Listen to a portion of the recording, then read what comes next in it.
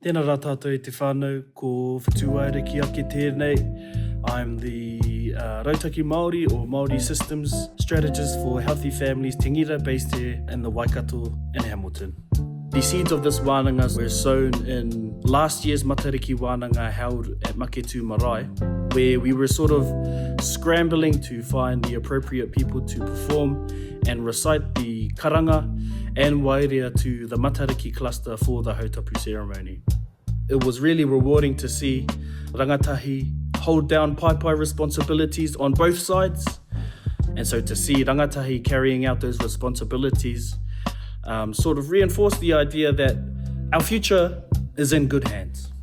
Chef Joe of E Kai Māori, he was brought on board to facilitate the mahinga kai aspects of our wānanga.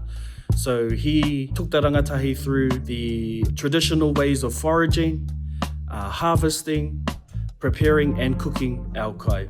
E paraima paratene, we proceeded to go into the Wharenui to discuss our connections to our atua and how we can reawaken those deeply rooted connections that we have to our different atua as a way of embracing our Māoritanga. Amo mai Pihama, a former broadcaster with Te Kai Māori television. She was brought on board to facilitate the karanga sessions for our wahine.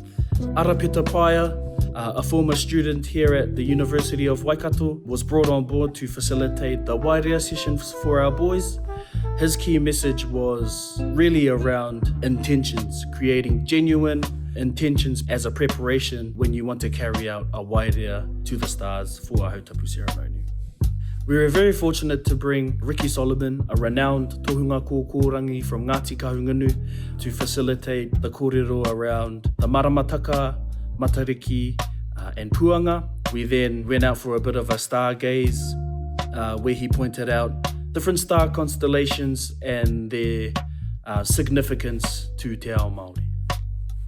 Our hope for this wānanga is that our rangatahi can take away some key tools that they can utilize should they be called upon to carry out the different responsibilities of the Hāpai o ki muri and Te Amorangi ki mua, sort of bridging the gap between those two responsibilities on our marae.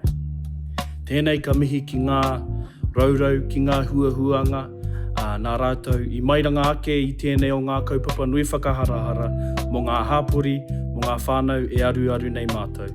Tēnei, ko ngā whakamāna watanga o te wā o he oranga whānau te uhia nei ki runga ki a koutou mā. No reira, tēnā koutou, tēnā rā tātou katoa.